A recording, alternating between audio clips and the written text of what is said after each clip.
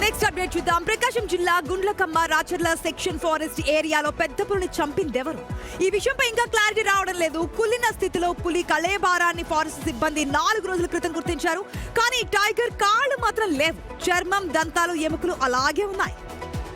ఇక్కడే అస్సలు కన్ఫ్యూజన్ వస్తోంది. పులిని వేటాడింది స్మగ్లర్లు అయితే చర్మం ఒలుచుకుపోతారు. కానీ ఈ కేసులో అలా జరగలేదు. ఇదే అసలు ట్విస్ట్. 8 మందికి పైగా అనుమానితులను అదుపులోకి తీసుకొని వేరువేరు ప్రాంతాల్లోంచి రహస్య విచారణ చేస్తున్నారు. అయితే సమీప చెంచుగూడెంలో వ్యక్తులపైన కూడా ప్రత్యేక నిఘా పెట్టారు అధికారులు. పులి మృతిపైన సమాచారం ఇచ్చిన వ్యక్తి అదృశ్యమైనట్లు గుర్తించారు. ఆ వ్యక్తి తండ్రిని కూడా విచారిస్తున్నారు అధికారులు. ఇదంతా వేటగాళ్ల పనా లేక విష ప్రయోగమై ఉంటుందా అనే కోణంలో ఎంక్వైరీ నడుస్తోంది.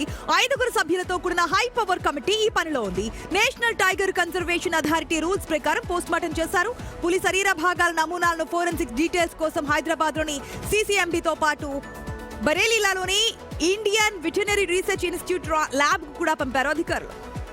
పోలీసులు, అటవీ శాఖ అధికారులు డాగ్ స్క్వాడ్ తో దర్యాప్తు చేస్తున్నారు.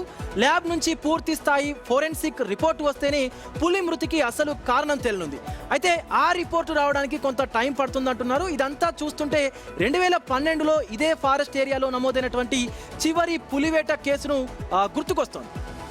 గతంలో కూడా మనం మాట్లాడాం. 10 డేస్ తర్వాత ఆ పులి కళేబారం దొరికింది అని ఫారెస్ట్ అధికారులకి. కానీ ట్విస్ట్ ఏంటంటే 4 కాళ్ళు మిస్ అయినాయి. దంతాలున్నాయి, అదే విధంగా పులి గోర్లున్నాయి, చర్మం ఉంది, బాడీ ఆ విధంగానే ఉంది.